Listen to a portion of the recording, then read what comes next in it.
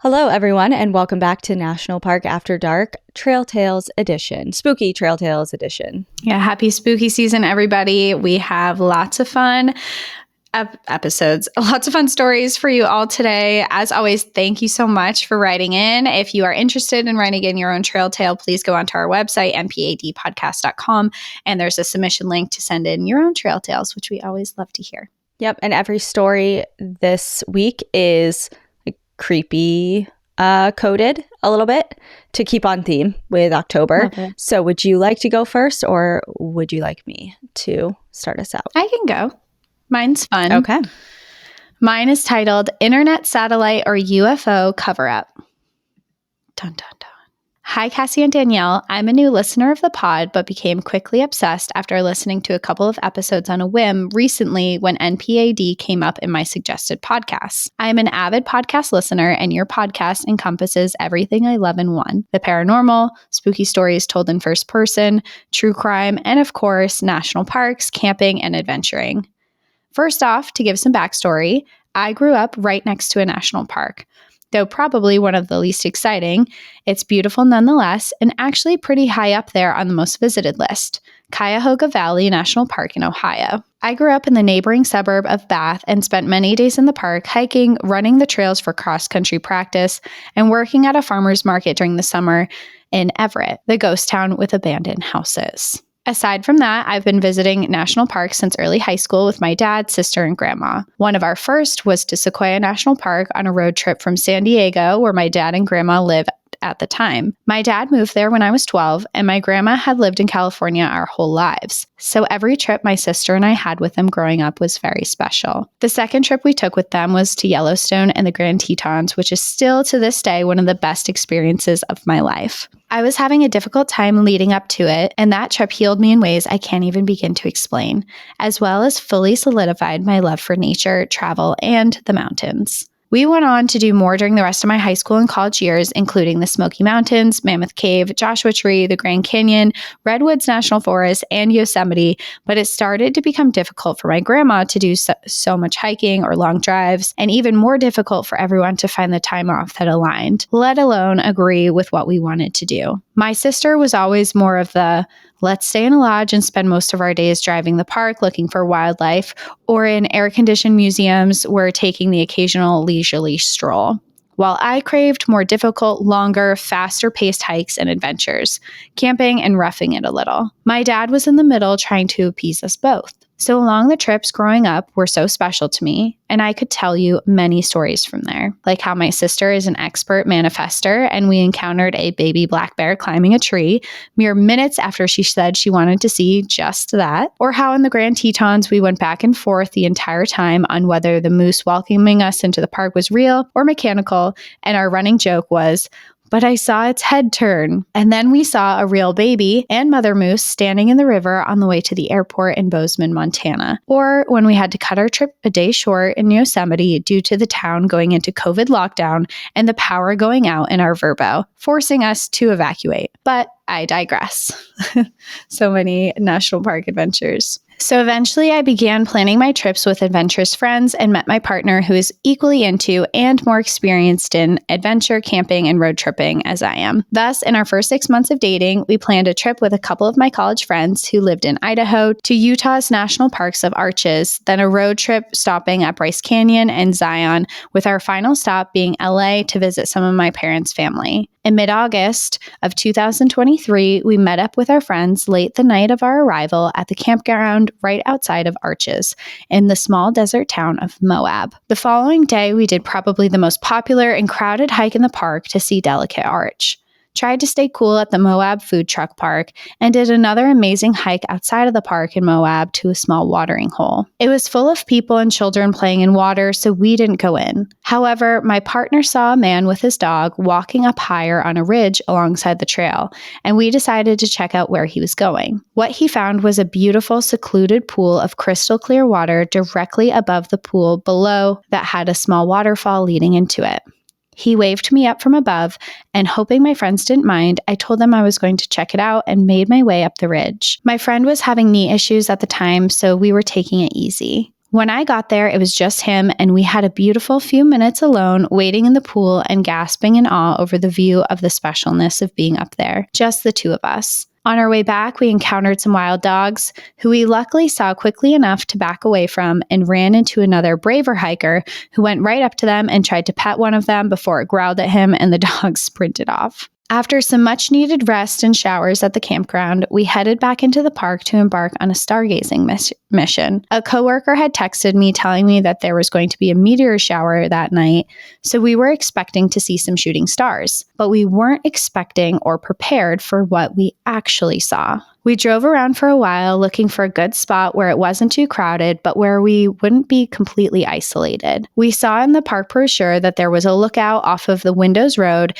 that was great for stargazing, so we decided to check that out. As we pulled into the curved parking lot, we saw a couple of cars and some people camped out throwing around a frisbee. A man immediately started shouting for us to please turn off our lights, which we did after parking, but were slightly annoyed as he did this every time someone pulled up almost as soon as they entered the parking lot. We were like, dang, bro, give us a minute. But we just chuckled about it and let it go. Excited because the skies were clear and growing darker and darker as the minutes went by, the sun fully set.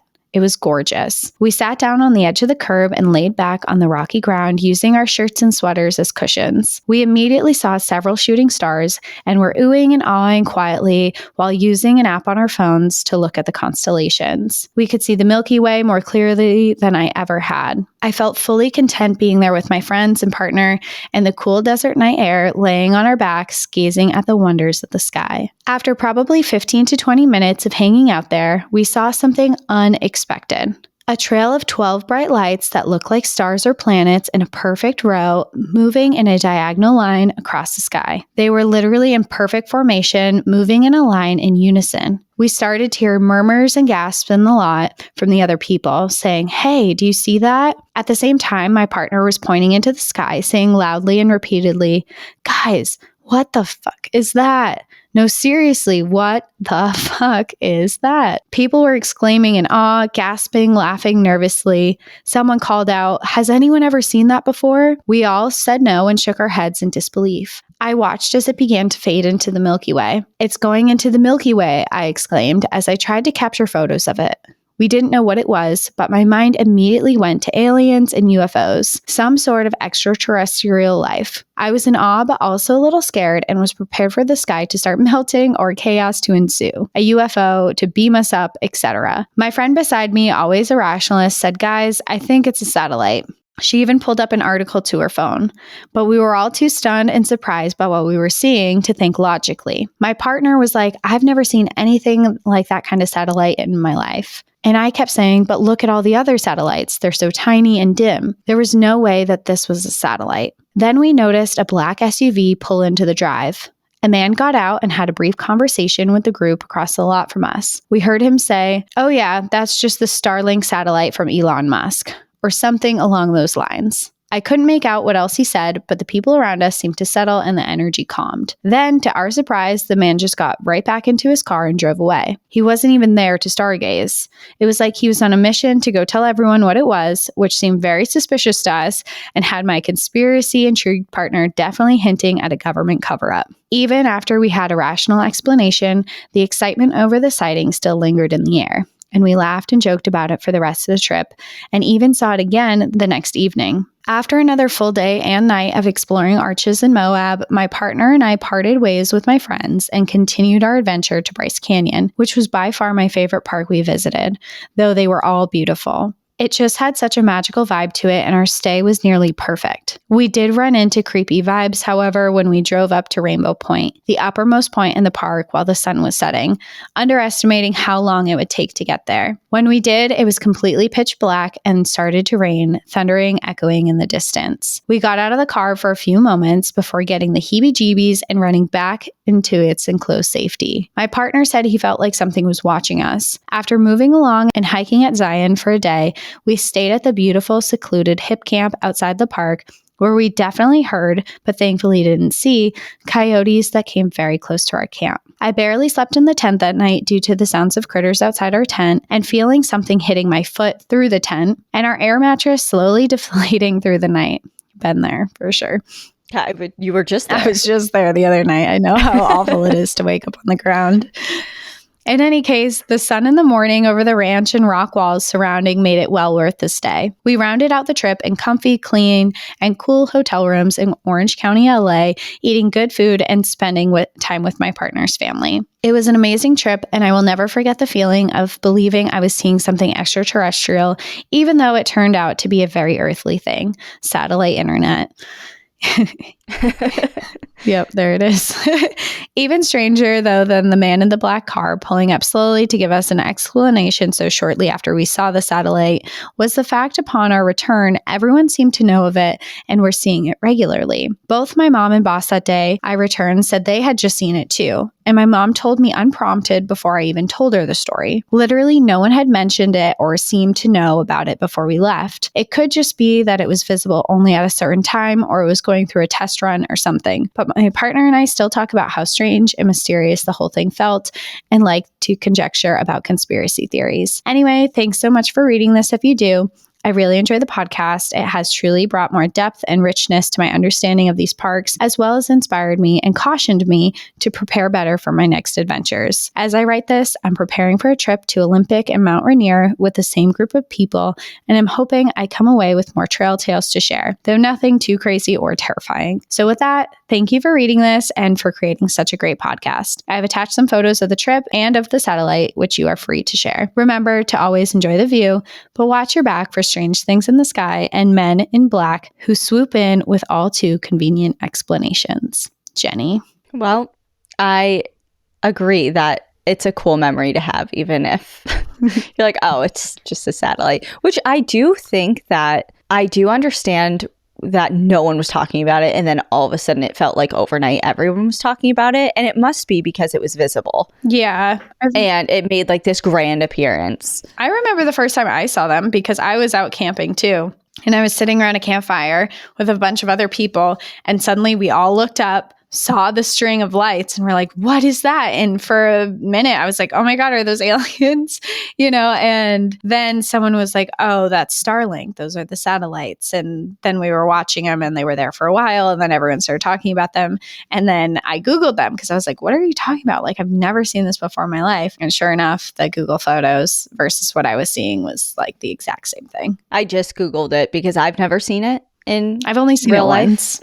Okay. Yeah, I've never seen it before. But yeah, I definitely imagine seeing that in the sky and having no idea what it could possibly be. Yeah. Like, it definitely feels unearthly. Technology but is we live crazy. in a time now that it's just like, I don't know, like that the videos of the robots have been on my algorithm. Oh my God, Elon Musk's robots that come do your chores. Yeah. It's like, do we all remember iRobot? Do we all remember Will Smith? We know what happened. What's about to happen. Yeah, we know what's about to happen. Don't let one of those things in your house. Yeah, well, everyone's going to let one into their house as soon as they can afford it. I would think. I'm not. Can you also afford it? I don't know. How much does it cost? I don't know. I feel like a lot. It just seems creepy. There's also a creep factor to it. I don't like that shaped even like if a person. I could, what would you want it shaped like? I don't know. Make it a dog that mops your floors. I don't know. Make it cute. Like a tall person. It's taller than me, I think. I don't want something that can beat the shit out of me in my own house. Sentience. Yeah.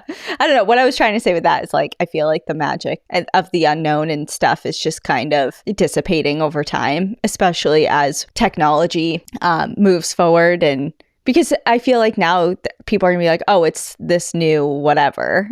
Because technology is so crazy now, it could be anything. The explanation for anything. Yeah.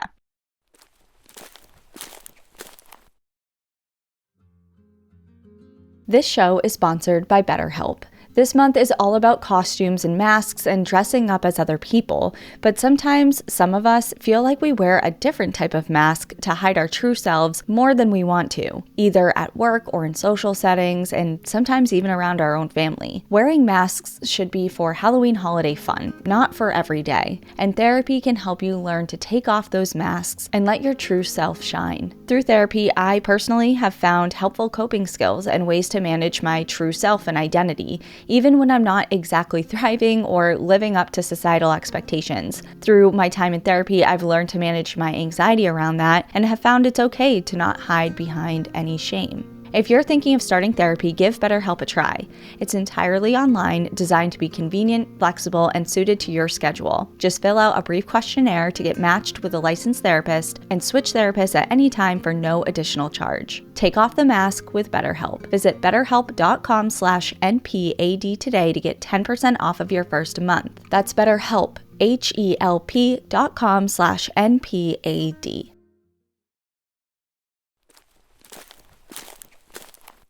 Okay, my first story is titled Conjuring the Spirits of the Adirondacks. Hi, Danielle and Cassie. I've been following the show now for about 4 months, and I love how you cover national parks and people and tell their stories. As you can tell by my title, this isn't in a national park, but instead in the Adirondack Park of New York. I have been hesitant. I dabble in witchcraft and tarot cards. Let me know if you ever want a reading. I'll gladly do it for you all, free of charge as always. Anyways, as my title hints at, I did a little witchy stuff in the Adirondacks, and I paid the spooky price, or at least that's how it seems from my eyes. I'm Stacy. Feel free to use my name. I'm 33 years old, and I have been practicing witchcraft for about 8 years and still do to this day. I have no idea how I got so deep into the mess with spirits that led me to leave my... Actually, let me just start my story before I spoil it. This story takes place in June of 2024 in a primitive campsite in the Adirondacks. I don't want to give the exact location so others won't go there and try to communicate with spirits, but it was a simple 1.5-mile hike in, and it's located on a beautiful lake. I got there and set up my hammock and rainfly and built a small fire. I did the only logical thing and went for a swim in the awesome lake. Came back, hung my clothes up with the 50 feet of rope I brought, thank you to Harbor Freight. I changed and did some grounding exercises to get close to the earth. Then I did a tarot read for myself and got the High Priestess, pretty much the best card in the deck, and yes to a question. I asked out loud, are there any spirits here that wish to contact me? And then drew that card. Excitedly, I did a quick protection spell and regrounded myself to try and connect with the spirits that wanted to speak. I couldn't get them to vocally communicate, but I asked them to touch my right or left arm for yes or no responses, and it worked. I asked simple questions like, are you okay? Do you need help moving on? Etc. I then closed the session and thanked Spirit for talking. It was sundown when the spooky stuff began. A random storm rolled in that didn't show up on my phone, but as the old saying goes, if you don't like the weather, wait 5 minutes. I was tucked in my hammock reading a book, and the rain finally let off. I put my fire out and tried again to make a new one and got it going, and it was super smoky as wet wood doesn't like to burn all too well. My clothes that were dry on the line were soaked again. I was semi-dry and debated about going back, which I probably should have, but decided to stay. It was about 9 o'clock now and the sun had set, but there was still a little bit of light in the sky. I managed to dry some of the wood and figured I could leave the next day, since navigating at night wasn't my forte. I snuggled into my sleeping bag in my hammock, and the wind just cranked up out of nowhere. I chanted another protection spell and closed my eyes. I could hear my fire whipping and burning hot behind the thin hammock wall. The wind died back down and all was normal. Crickets chirping and all that. I knew it was going to be a long night because I clearly pissed off something that I couldn't see nor did I understand. I'm now seriously contemplating leaving and taking my chances walking the woods to my car. I laid down and zipped up my sleeping bag and clutched my phone and closed my eyes. I finally fell asleep but had the worst dreams I've ever had of something chasing me down in the woods that was trying to drown me in the nearby lake. It then let me go when I reached my car as it was clawing at the windows trying to get in. A window broke and I was abruptly awoken from my dream, gasping as I bounced around in my hammock. Notice how I said bounced around. The next part I literally cannot make up if I tried. Either it was a human or something supernatural. I woke up in my sleeping bag, in my hammock, completely cocooned in the damn thing. I was kind of mummified in it. The rope that I had used to hang my clothes was wrapped all around the hammock with me inside of it. My legs, torso, arms, everything was stuck inside of this hammock.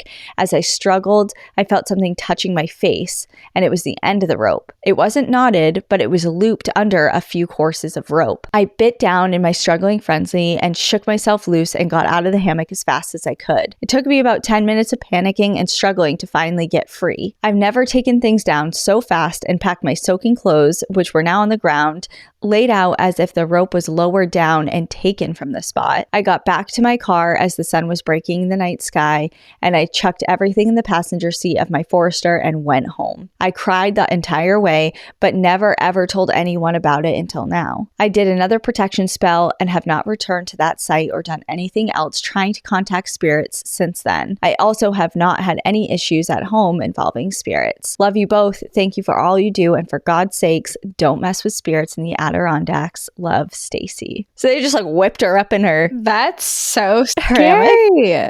I can't, right? Being tied. She was essentially tied up. Right? If it's wrapped around her like that.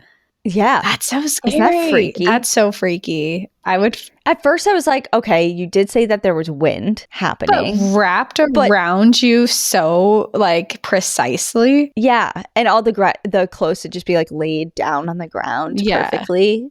That's I don't know. It's freaky. No. Freaky. The worst part about this story is that I am going to the Adirondacks in a couple of weeks, and now I'm scared. Oh yeah, you are.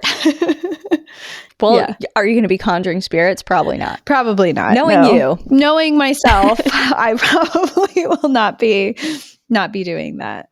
But yeah, so I think you're safe. But you could do like a protection spell regardless. I'm going to be Googling protection spells for sure. Okay.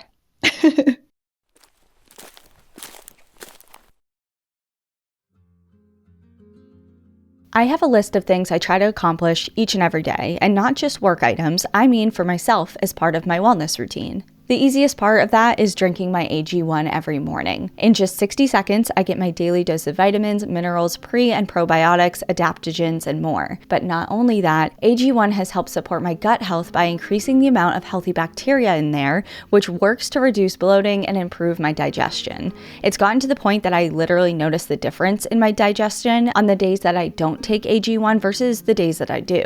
AG1's powder form makes it easy for your body to digest and access the nutrient-dense ingredients in the formula. And plus, AG1 has all non-GMO ingredients and contains no added sugar, which is extra important to me as I start paying more and more attention to what I'm fueling my body with. So start with AG1 and notice the difference in yourself. It's a great first step to investing in your health, and that's why we're so excited to be partnering with them. Try AG1 and get a free bottle of Vitamin D3K2 and 5 free AG1 Travel Packs with your first purchase at drinkag1.com/NPAD. That's a $48 value for free if you go to drinkag1.com/NPAD. Check it out.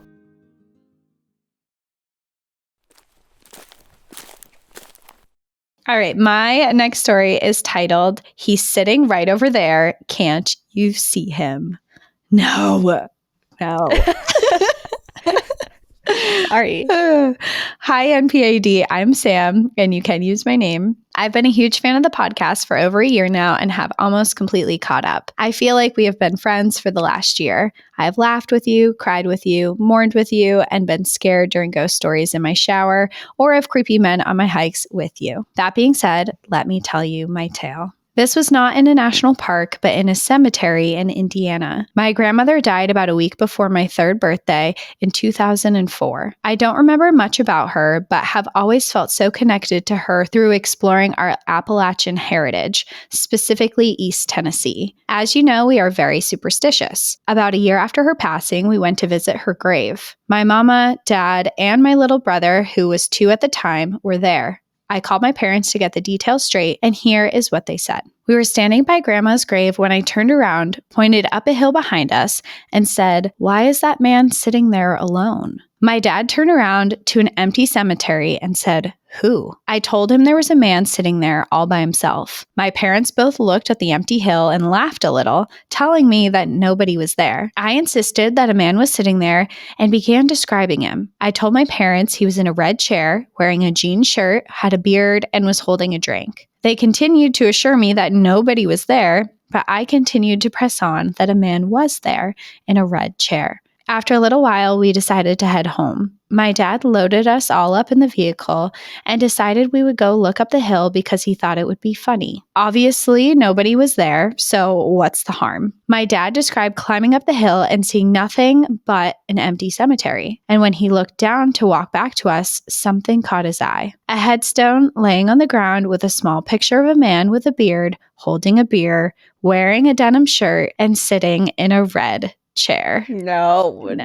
The chills I just got. Ooh. He came down the hill and told my mama what he saw. We hadn't walked past that way. We parked very close to my grandma's grave. There was no way I could have seen him. Years later, my grandfather passed and we were burying him next to my grandma. We were all heartbroken, and in an attempt to lighten the mood, my dad told me, "You better not see a ghost this time." That reminded me of the story, so I went to check on that man and wanted to pay my respects. I found his grave and told him that I hope he had found peace in the afterlife. I took a picture of the headstone to research when I got home. Roger had passed in 1999 at 26 years old after completing suicide. I looked up his obituary today to refresh my memory, and his sister posted a tribute to him on my birthday, what a coincidence, saying that he was loved and missed. I will attach a picture of his headstone so his memory will live on through you and your listeners. Roger, I hope you have found peace. Your friend, Sam. Wow. That is so cool. You definitely saw Why him. can't that happen to me? Yeah, you definitely saw him for sure. Yeah. It's so specific to the exact same setup as in the photo. Yeah. I mean, there's nothing else it could have been. Yeah. We all know. Yeah. And kids see things that they're attuned. Yeah. They see or things younger more than people. adults, for sure. Yeah, for sure.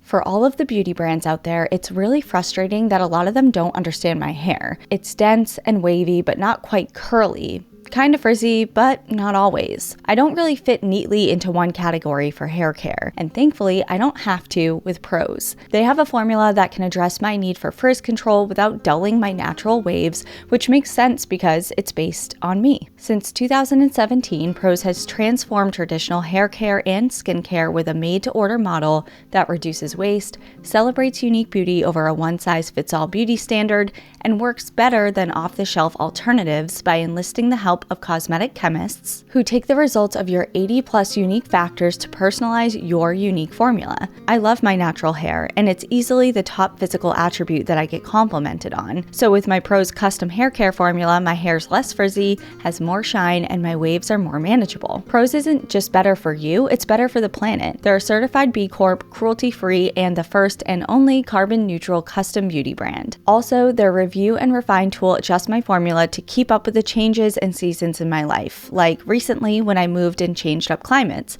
Prose also offers custom skincare, and they're so confident that you'll bring out your best hair and skin that they're offering an exclusive trial of over 50% off of your first subscription order at prose.com/NPAD. So take your free consultation, get your one-of-a-kind formula, and see the difference custom hair care can make with 50% off at Prose, prose.com/NPAD.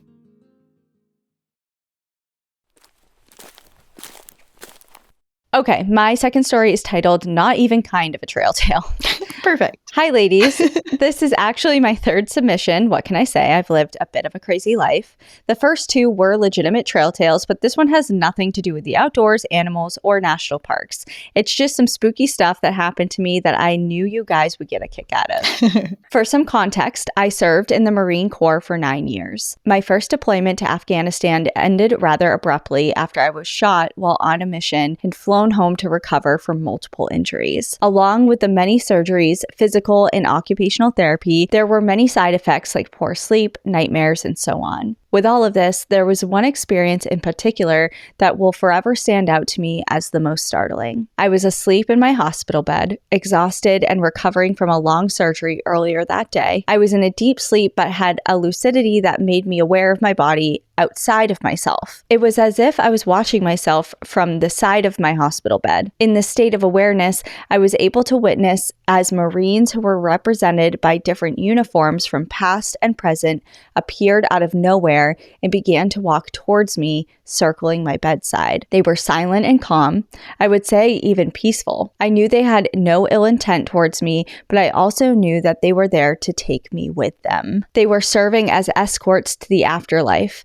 intending on guiding me to stand alongside them in the prestigious history of the Marines who had died before me. I am not a religious person, but I am spiritual, and I felt their presence as real and as tangible as any physical experience I'd ever had before. They were absolutely real. As they began to draw nearer to my bedside, I was suddenly met with a decision. Do I surrender to this, or do I fight and stay? Obviously, I stayed. I woke up to the sound of myself screaming bloody murder and grasping at the air, desperately trying to plant myself in the real world. I wouldn't say internally I was scared. I think instead my own mortality was suddenly put into sharp focus, and I knew I didn't want to go just yet. So I woke up swinging like a lunatic, frightening all the attending nurses and my current partner who was sleeping on the couch in my room. The poor guy must have been terrified as I was wide-eyed and babbling about, they're here. Luckily, I calmed down shortly thereafter and was never visited again by these Marines. But in a way more insane twist, I have met other present-day veterans who have had a nearly identical experience to mine. Following combat injuries, they were visited by the same Marine escorts and summoned. They corroborate my descriptions of the varied uniforms, the feeling of calmness, and even the fact that it felt completely real. I feel deeply honored to have bore witness to this phenomenon, and even more privileged to still be here and to share my story. Thank you so much to you ladies for all you do. Hopefully I won't have any more trail tales for the future. I wouldn't mind some less intense experiences. Amber. Wow. I think that's the first near-death experience we've had submitted. I agree. We've had third man factor experiences. We've had signs and synchronicity stories. And this is the first, NDE experience we've ever had written to us. Yeah. Wow. I think it's so interesting hearing stories like this, because there are so many that have a similar story where they're asked if they're ready to go or come back. And obviously the people who come back have these stories. So to hear that reiterated, and then with such a military base around it, as like your brothers and sisters came for you after you succumbed to a battle, like it's just like it's very interesting to hear. Yeah. I told you though my dad's NDE? I think it was an NDE. No. It's really short, so I'll share it. This was a few months before he actually died, which makes it even more spooky. And he said that he was laying in his bed and he was asleep, and he had an experience where, so his physical body was laying down, but he sat up. So he looked behind him. So like his legs were still in his legs, but like his torso and everything was like kind of like a 90-degree angle, just sitting up. And he remembers looking back at himself. And then he looked at the foot of his bed, and there was a man standing there, a really tall man with a tall, dark top hat. And he was silent and didn't say anything for a bit until my dad adjusted to his presence. And then he put out his hand and said, "Well, are you coming?" And my dad was like, I felt like I had a decision to make, and I got scared, and I laid back down into my body and absorbed back into my body, and then came to. Wow, that's so and did he wake up feeling weird at all, like sick or? He said that he came to or woke up feeling like he wasn't even asleep. He was like that. It felt so real, like it wasn't a dream. It was just a different type of experience. Wow, that's so interesting. And then he actually did pass away a few months later. Wow. Yeah. So I think there's something to that of I think in a lot of situations, especially if you're young, or what people would consider before your time, I feel like you're faced with some sort of decision like that. Yeah. And I think that there are some points in time where your physical body just can't, there is no option. Yeah. It's there is no option to come back.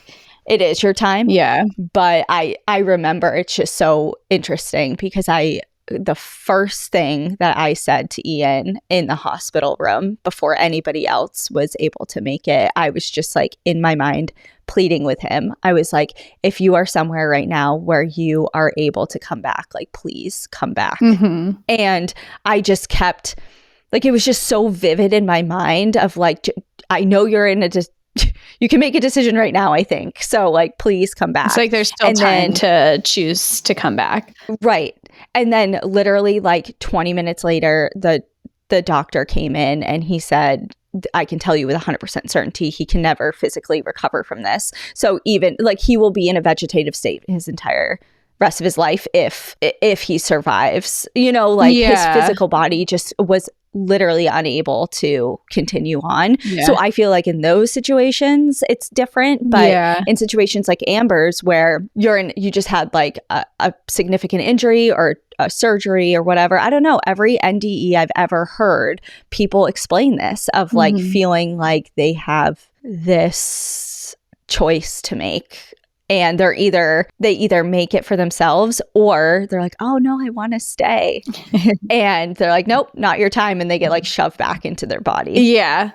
I've definitely heard that reversed option as well, where they're like, oh wow, this does seem really nice, I'll keep going.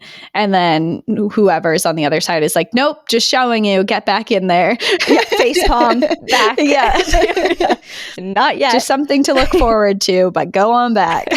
I know. You imagine, oh my God, the way that your life changes after something like that. Yeah. Like, you guys don't even get it. It's so much better over there. And I have to come out of this hellhole. Anyway, that's the spirit. Okay.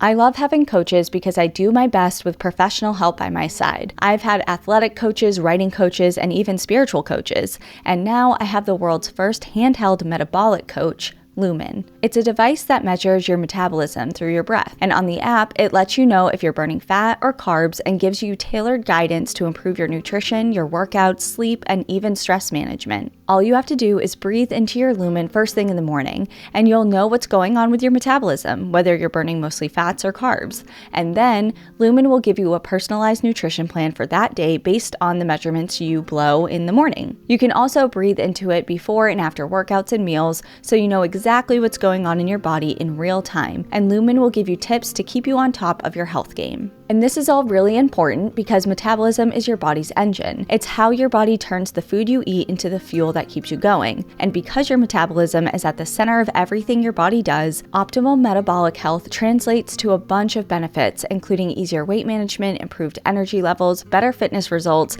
and better sleep. By using Lumen, you get recommendations to improve all of those things. And ladies, it can also track your cycle as well as the onset of menopause, and then adjust your recommendations to keep your metabolism healthy through different hormonal shifts. So if you want to take the next step in improving your health, go to lumen.me/NPAD to get 15% off of your Lumen. That's lumen.me/NPAD for 15% off of your purchase. Thank you, Lumen, for sponsoring this episode.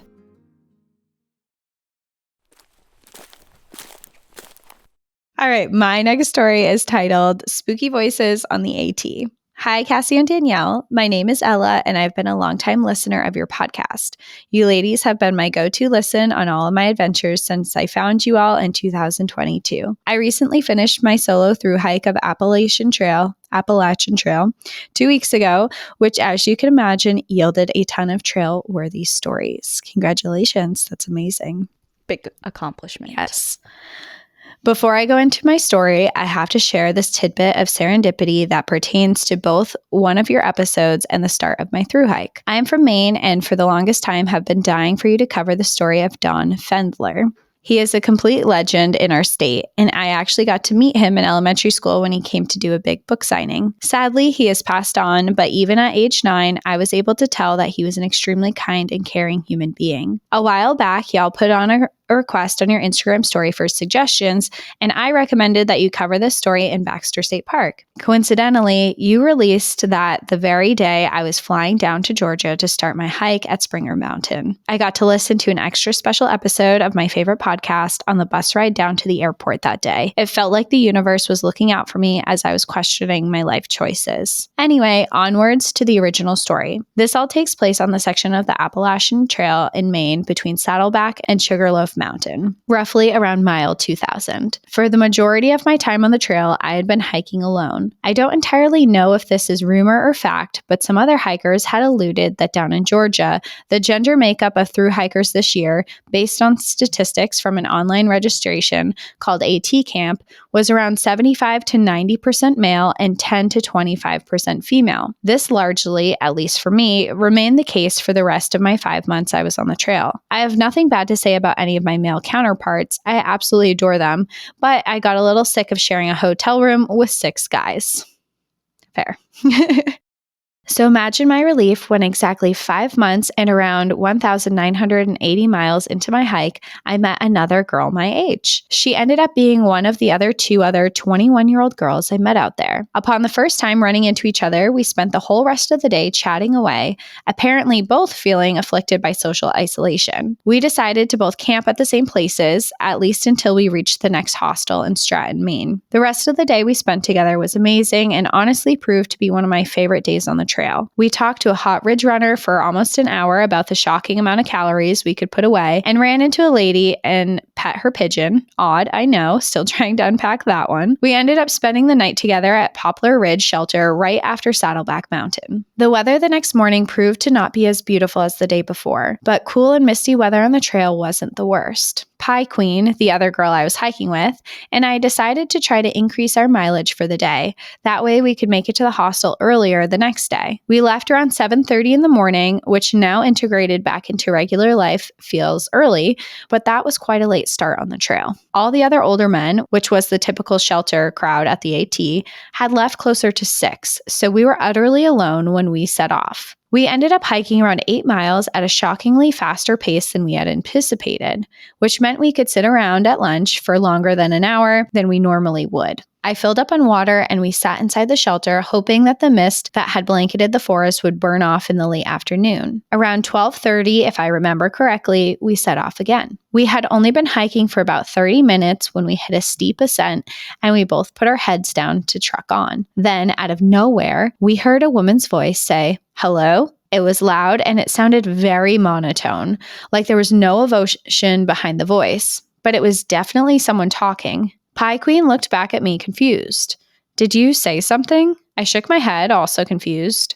"I thought that was you," I responded. Our eyes widened and we both sped up the hill, pretending like we didn't just hear a disembodied voice. The next day at the hostel, we were checking up with another hiker and recounted the story. He was immediately convinced we heard a skinwalker and started giving us the whole missing 411 talk, which Pie Queen and I decided to not listen to. Hell no, dude. I still have to hike alone for another 200 miles. I'll forget about the disembodied voice for now and finish my hike in peace. Thank you very much. I finished the trail on August 12th with Pie Queen and 2 other thru hikers, and my mom, who joined me for the last 120 miles. The re-entry into life was hard. The trail is a complete sufferfest, but the utter simplicity of life, the community, and the connections to the natural world cannot be replicated anywhere else. I still miss it dearly to this day. Completing the AT and going back to regular life hurt worse than any breakup. A few weeks later, while I was packing to leave for school, I received a text from Pie Queen that read, "So you know how we heard that disembodied voice say hello in Maine? Well, a woman died after leaving the Poplar Ridge lean-to, which is the one we stayed at the night before that day, getting lost in the woods and running out of food. Spooky coincidence. No shit." She then proceeded to send me a link to the New York Times article on the matter. I'm spared most of the details because I, for some reason, feel as though you ladies have briefly talked about her story before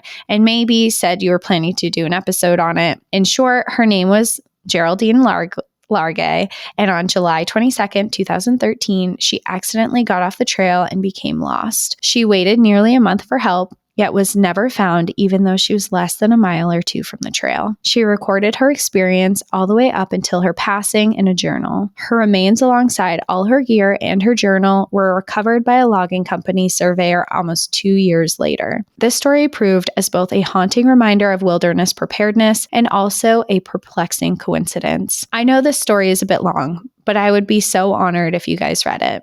Thank you so much for all you guys do. All the love, Ella. I mean, I don't know how many times we have to say it.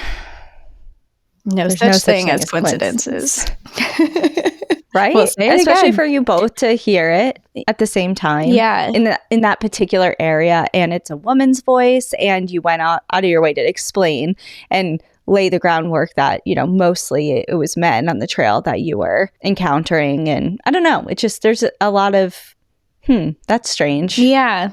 Little pieces to that story. Something's going on over there. Yeah. But yes, you're right. We are going to cover that story at some point. Yes. In the future. At some point. For sure. Okay. My next story is titled The Finger. It's Not What You Think. The Ghost or Lake Monster of Lake Warren? ? Dear Cassie and Danielle, I'm an avid listener of your podcast and have listened to every episode at least twice. Wow. Thank you. Wow. Thank you so much. As someone who has spent a considerable amount of time in nature, I wonder if I have a trail tale to tell. Probably not, because my experience is pretty ordinary. I grew up in New Hampshire and spent my summers at a family compound, really a bunch of small camps owned by my grandparents. The property is fairly remote on a dirt road about 20 minutes from Keene, New Hampshire. Summers at the lake were magical. We, my siblings, cousins, and I grew up feral, running through the woods, shoeless and dirty. We hiked and explored the trails and logging roads lined by birch trees. We would dig for treasures in old cellar holes in the woods, former homes and former fields outlined by stone walls. We built a triple-decker treehouse in the woods alongside the water, spying on adults and sometimes scaring them from the trees as they passed by on their boats. We were no strangers to wild animals: deer, bobcat, fisher cats, beavers, chipmunks, bears, snakes, salamanders, toads, snapping turtles, and fish. They were all a part of the nature that we loved and cherished. I'm grown now. I used to have the opportunity to visit when I lived in New York City, and the area is the same. There are now Amazon trucks barreling down our dirt road, and we have cell service and internet, but it is still an enclave of natural habitat that is special and I hope will never change. Now I live in Austin, Texas, and the climate is harsh. I miss hiking and the nature of New England. I fantasize about the summers I had as a kid, and I hope that one day I'll be able to spend my summers like that again, free without a care in the world. I usually plan a hiking trip to Big Bend, Palo Duro, or New Mexico, but this year I decided to book a trip to Scotland. While it isn't a hiking trip per se, I can't wait to see wild Scotland. I hope to hike the West Highland Way next year. As a part of my trip planning for this trip, I made sure that I made time to visit Aberdeen and Loch Ness. I've always dreamed of finding Nessie or the Loch Ness Monster. When a coworker asked about my obsession with Nessie, it brought me back to my childhood summers at the lake. There we had a monster of our own called the Finger. We, my sister's friends and cousins, would often take out our rowboat or canoe and paddle the lake at dusk. The choppy waters would turn to glass and we would search the shores of the lake for lily pads, frogs, or turtles. We would check the progress of the beaver dam and eat wild blueberries that grow on the edge of the lake. Or we would just putter around the lake as kids do. One day, we noticed it. It was a brown, stick-like thing protruding from the water. When we paddled towards it, it started to move, leaving behind a trace of water on the smooth lake. That was weird, I said to whoever I was with. We didn't think much about it until we continued to see this thing follow our boat at dusk. By now, all of the kids had seen it and were equally fascinated and totally freaked out by its presence. To explain this phenomenon, we decided that it was the ghost of someone who had died on the lake. See, there was this rumor that there had been an old lakeside hotel in the area in the late 1800s to early 1900s. The hotel had a paddle boat that would take tourists around the lake. The rumor was that it capsized, people drowned, and the boat was at the bottom of this very lake. Aside, this is an absurd story, and the lake is a tiny pond, really, and very shallow, and if a boat of any size capsized there, it would have already been recovered. We decided to call the apparition the Finger, and decided indeed it was the finger of a ghost of someone from the boating accident walking back and forth along the bottom of the lake. The weekend after I booked my trip to Loch Ness, I decided I wanted to validate my story about the finger, so I took to Facebook and tagged my sister and my cousins just in case this was a figment of my imagination. All of them replied with their very own memories of being taunted by the finger. They all insist, as I do, that the finger was indeed real. I did ask my mom if she remembered, and she said yes, and that she and the rest of the adults thought that we were all making it up. Whether there was a logical explanation for this, maybe it was a turtle, a snake, or an eel, or maybe the ghost of someone who really did drown in the lake, we will never know. I do hope to glimpse Nessie on my upcoming trip and tell her that her cousin from New Hampshire says hello. I will let you know how that turns out. I love the show and keep doing what you're doing. Enjoy the view, but watch your back because you never know when a lake monster or ghost might be following you. Your fellow New Hampshireite. Isn't that cute? That is really cute. Such a cool story. It just brings me back to childhood. Yeah. So hard. Yeah, I agree. Just I don't know. And then reaching out to your cousin and being like, hey, this was real, right? We really did have that memory together, right? I didn't just make that up. Yeah. And it's so cool to have childhood lore. It makes life so interesting and rich, and fun. Your imaginations are just so much more active, and you have a lot bigger sense of wonder about the world. And I don't know, I just think it was a cool story. I know it was probably something very natural, but it's just fun. Who knows? Maybe not. Maybe not. Yeah, that's right. Well, thank you everyone for sharing your stories. Again, if you want to send in your own, you can go over to our website, npadpodcast.com, and you can submit your story there. We do have 2 more today for stories that will be on our Patreon page. Mine is titled Oofta, It Was Definitely Not a Moose. And mine is titled Friend or Foe.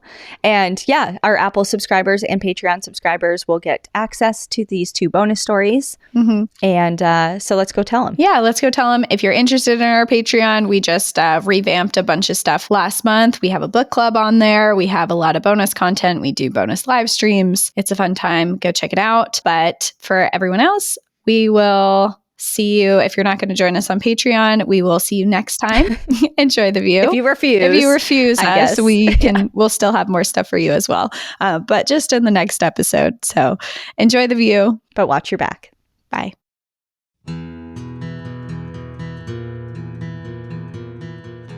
Thank you so much for joining us again this week. If you have a trail tale or story suggestion, send us an email at stories@npadpodcast.com. Follow us on Instagram and Facebook at National Park After Dark and on Twitter at NPAD Podcast. Join our Outsiders Only community on Patreon or Apple subscriptions to listen ad-free, unlock monthly bonus episodes, and exclusive content. And remember, when you support our sponsors, you are supporting our show. For our exclusive discount codes and source information from today's episode, check out the show notes. For more information on our show, our book recommendations, merch updates, and more, visit our website at npadpodcast.com. And please rate, review, and subscribe from wherever you listen to podcasts.